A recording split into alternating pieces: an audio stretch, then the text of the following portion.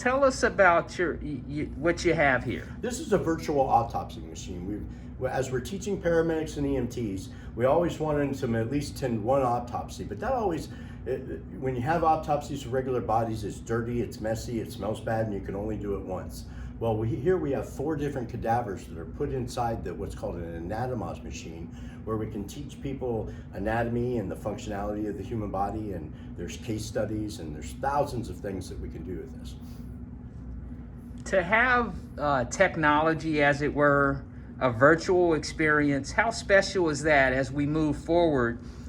Because over the years, we've used different technology, so to speak, to do autopsies and things like that. But now here we are in a virtual world. Talk to us a little bit about Well, that. I think the biggest advantage to that is that the newer students are so much used to being in the virtual world and using the kind of functionality that you'd normally get on an iPad-like interface, that they're more readily, they come to this more readily to be able to learn.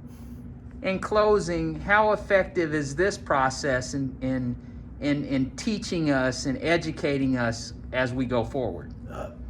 So far, this is kind of a newer technology for us, and what we've been trying to do over the last year or so is set up particular worksheets and programs to, number one, get people used to using the machine, and then teaching them anatomy and physiology with it.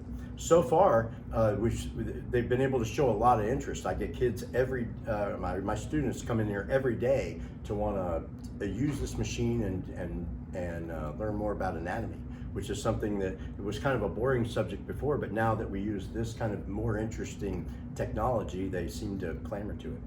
And you also have case studies that say, hey, this is what happened to this particular person. Yeah, absolutely. Not only do we study anatomy and physiology, but we also study pathophysiology, which is what's wrong with the human body. And so this machine also has thousands of case studies of people with cancers or broken bones or gunshot wounds, that we can actually show them what happens to the human body when you have those kind of traumas without actually subjecting them to dead bodies or actually having to go into trauma rounds or anything.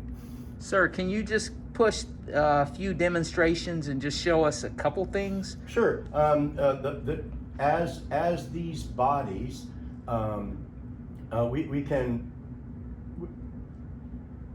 One of the things we use is there's different ways to have different structures inside the body as we do that, and also I can tailor each of the lessons of what I want to show on the human level. Let's say I just wanted to show the respiratory system, then I could special that up and then just show them the respiratory system, or go back to showing their entire body.